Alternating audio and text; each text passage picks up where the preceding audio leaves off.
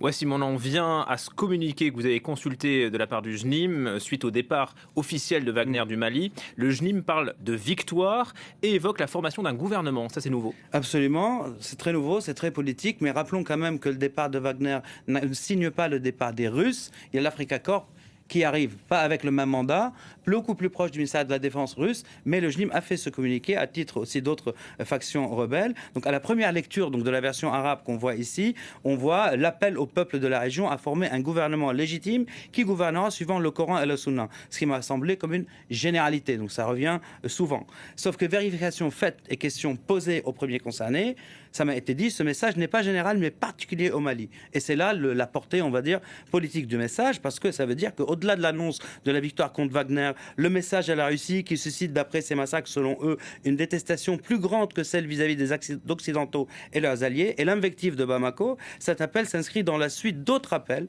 mais cette fois de manière plus explicite et dans la continuité des accords avec les factions rebelles FLA dont on a parlé ici et dévoilé quelques clauses des accords. Donc le JNIM est en train de faire une annonce très politique, encore une fois, pour un partage ou une sorte de partage du pouvoir avec d'autres composantes maliennes, donc dans la mesure où un gouvernement post-junte respecte et applique la charia, mais aussi le JNIM démontre qu'il est conscient que seul il ne peut pas prendre Bamako et donc le pouvoir. Donc il cherche à faire en fait une coalition avec ceux qui sont contre les juntes qui mettent tout le monde dans la même case, donc les rebelles du Nord qualifiés de terroristes, mais aussi l'opposition muselée, les partis politiques dissous et ce pouvoir qui est complètement aujourd'hui entre les mains des militaires. Donc il y a beaucoup de mécontents.